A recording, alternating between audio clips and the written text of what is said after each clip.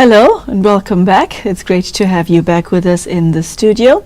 We're going through chapter 6 of the Bhagavad Gita in the series entitled the Gita Decoded, and we're almost at the end of this chapter, in which Sister Denise has been sharing her understanding and drawn from her 40 years of practice of Rajyoga Meditation to share with us what this means, what the various shlokas means, and how to put it into practice in one's daily life. So Sister Denise, welcome back. It's great to have you. Thank you. I'm going to start with verse 22 because it grabbed my attention. Having attained this, in reference to the previous shlokas, no greater gain can he imagine. Established in this, he is not even moved by profound sorrow. Now, in this sloka, we've heard about the practice of solitude, the practice of meditation, focusing solely on God, becoming a saint. That was the term that was used. And now we find that the result of this is somebody who's not even moved by profound sorrow. This is a very attractive state to be in. But I want you to tell us how you get there. Well, when you think about profound sorrow, if you hear about it, if you see it, it moves you. It does move you. You feel empathy, you feel sympathy, and you wish that it were not so. Yes, and Sister Denise, you also experienced something called secondary trauma. That's there too, but so maybe that's an interesting point. If you say not moved even by profound sorrow, I would say definitely you would not experience secondary trauma. That your yoga would keep you free from that.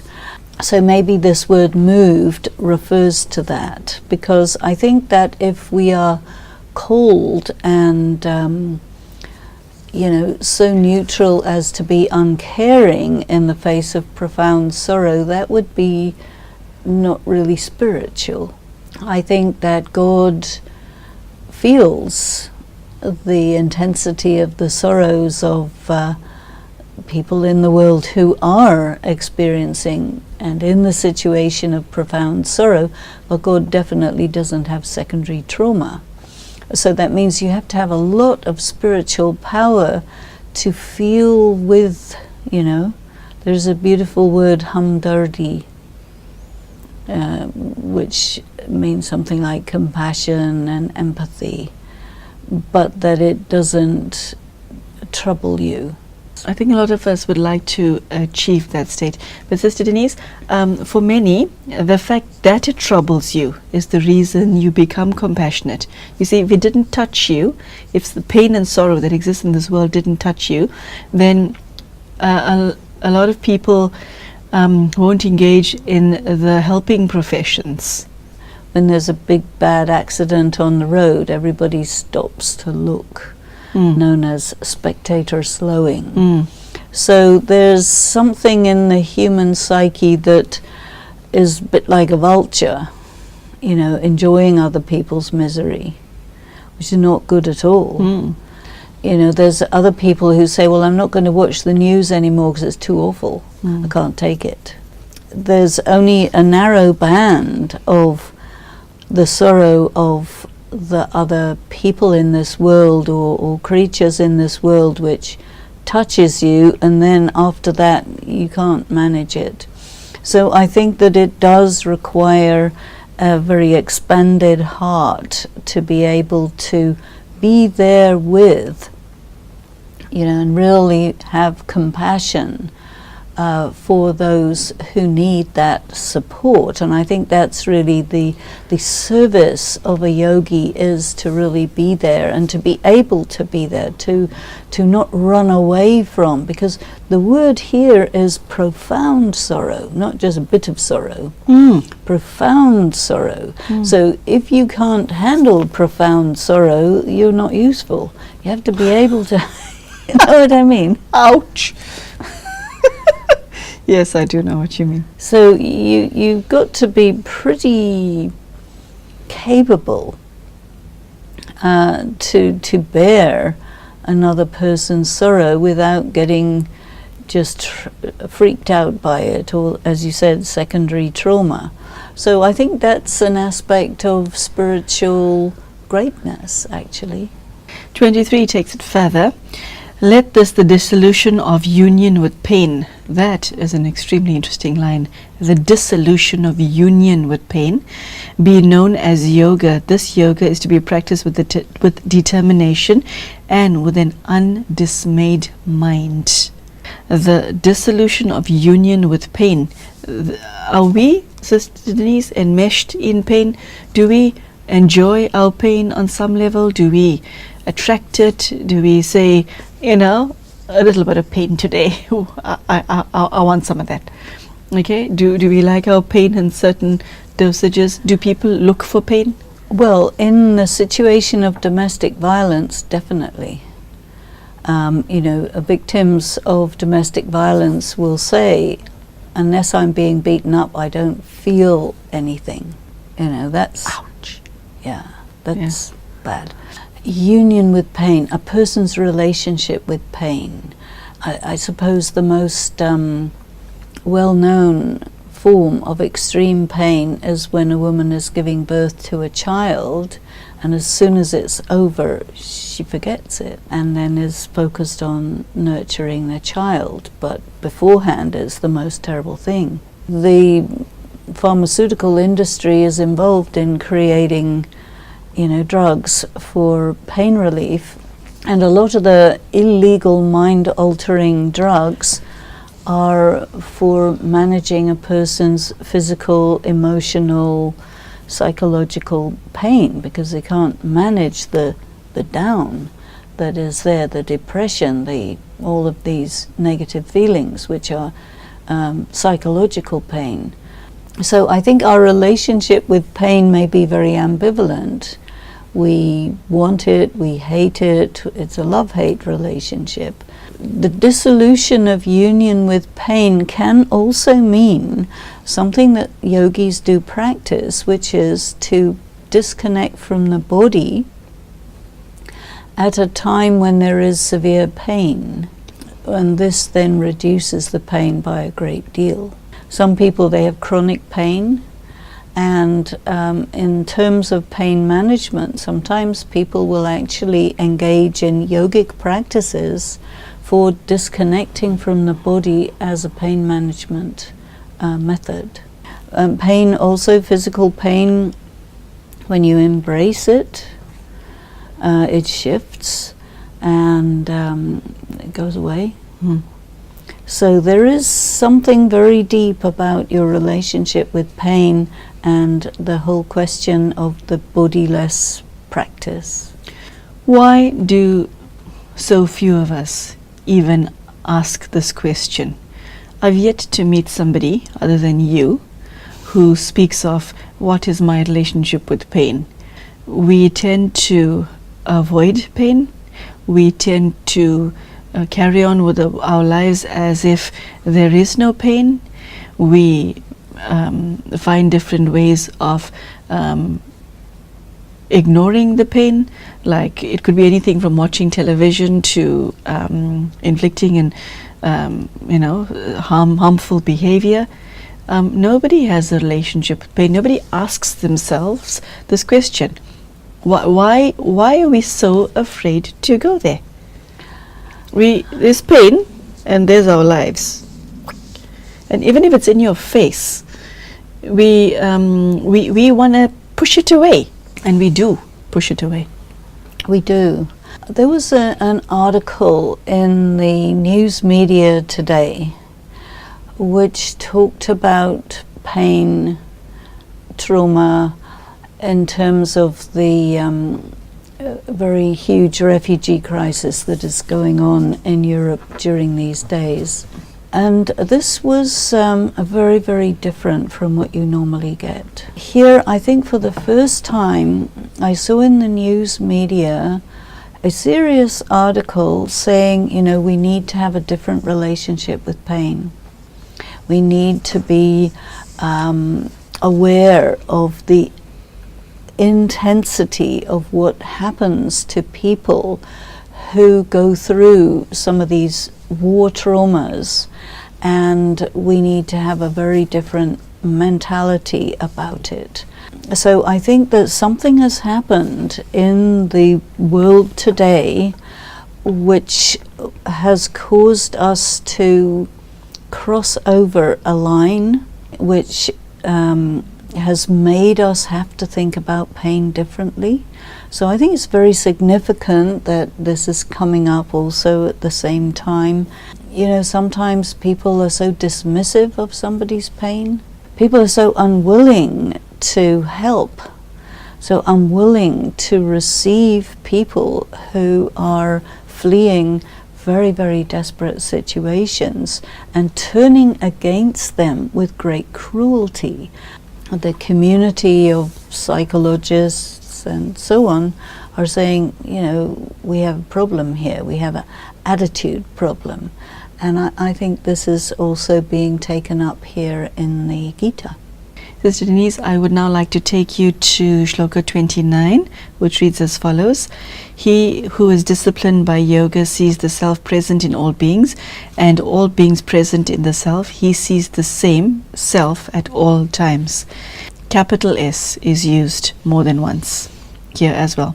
What does it mean to see the self present in all beings? My take on this verse is the capital S is a reference to the concept of the omnipresence of God.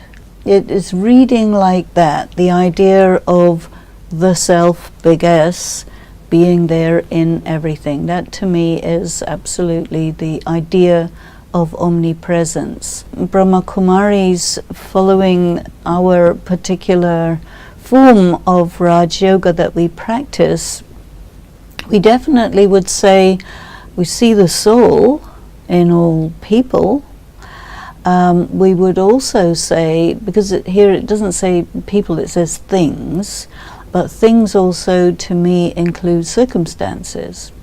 So in all circumstances there is some gems of wisdom to be extracted. And gems of wisdom, of course, lie with God. And so if you're able to see the positive, the wisdom, the silver lining in the cloud, even, the reference to something higher in something that appears to be very, very terrible or very low, very ordinary, then it means that you're using your capacity to interpret things in such a way that what they seem to be by your perception is one thing, but how you take them is according to your spiritual understanding, which gives another layer of meaning to what you would get if you just saw it through sense perception. Sure. Wow, I didn't expect your answer. This theme is continued, Sister Denise, on verse 32, which reads, he who sees equality in everything in the image of his own self, Arjuna, whether in pleasure or in pain, is thought to be a supreme yogin. He who sees equality in everything. In this context, how is it to be interpreted?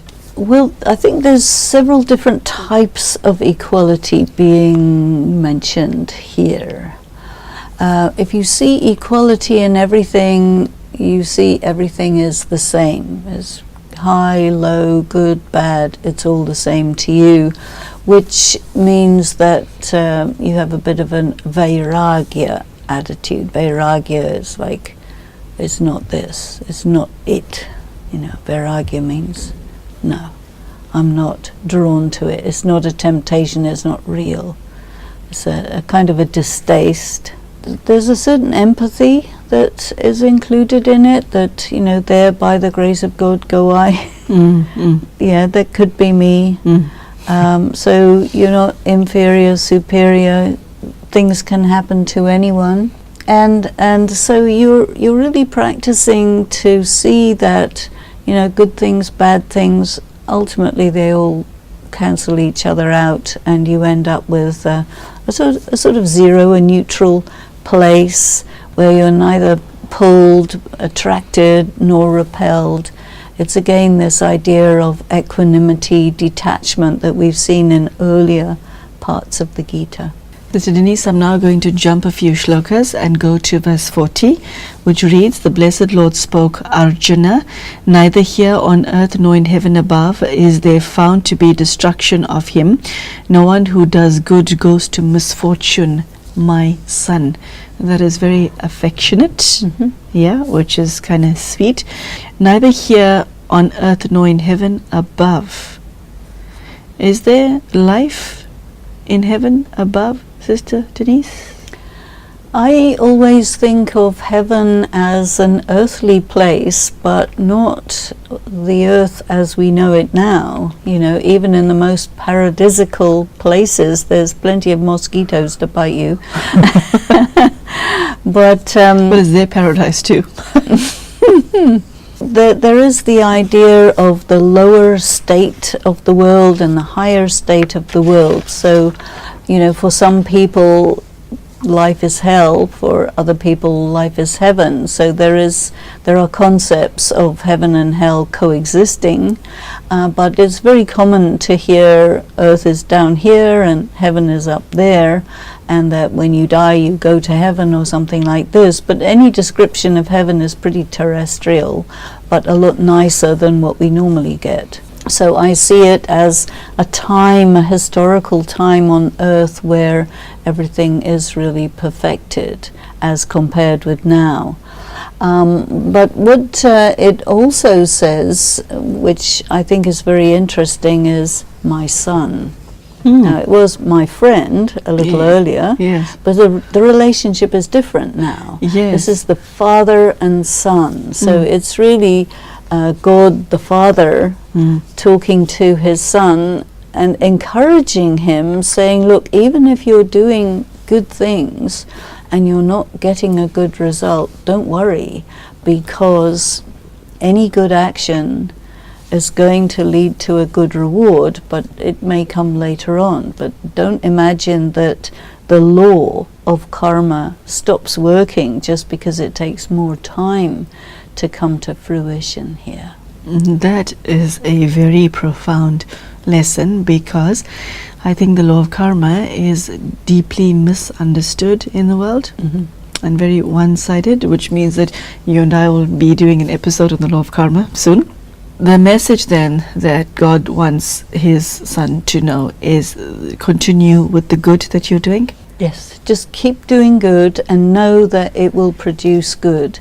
And even if everything looks really bad, don't pay attention to the appearances, but apply the laws and know that they are irrevocable.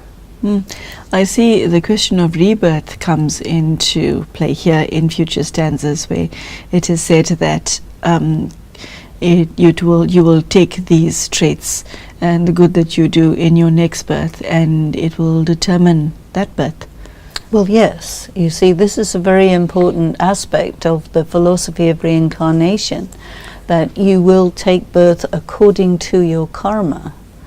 And so if your karma is good, even if your circumstances are not good, but your karma is good, you're not reacting to the circumstances or using circumstances as an excuse to be reactive, but you're just steadily doing the right thing no matter what, you will have a good birth. And so we have to start seeing ourselves in terms of a long, ancient, distant past and a very far forward moving future. Sister Denise, I found verse 46 very thought-provoking. It reads, the yogin is superior to the ascetics. He is also thought to be superior to the learned, and the yogin is superior to those who perform ritual works. Therefore, be a yogin, Arjuna. So he is saying that God is saying that he is aware that his children engage in these practices of being an ascetic, studying, education, and also performing rituals. But is then setting a hierarchy, isn't it, of sorts, and said the one who is with me in his mind and having done whatever else is contained in the Bhagavad Gita. He is superior to all of them. It also shows us that something going on at the level of the mind is much more real than the physical stuff. Why do we believe otherwise? Why? And Sister Denise, it's not just we who act this way, where you believe actions, you know the expression, actions speaks louder than words. Yes. Actions speak louder than words and don't even acknowledge the existence of thoughts. Okay? So why are we like that? What has made us believe that actions are more important, and whereas what is advocated here is somebody sitting in solitude meditating on God is the highest way to be? And why is it also that we have a similar expectation from other people? Well, in terms of the laws of karma, when you think something, it has less sort of physical impact than when you say something. You can say, oh, sorry, I didn't mean that. You think something, nobody really knows what you think. But if you do something, you know, that's it, you did it. So on the physical level, thoughts are ephemeral, words can be retracted, and deeds are a little bit, you know, you did it, we got you there. Now, as soon as you go to the level of spirit, thoughts become everything, because thought creates the atmosphere. And when you're a yogi, it's all about your intention, quality of being, all of this. And so in comparison with the level of your thinking and your relationship with God, rituals are like nothing, you know. So there's two opposing angles on what is impactful, you see. In the materialistic world, deeds are it. Yeah. In the spiritual world, thought is it.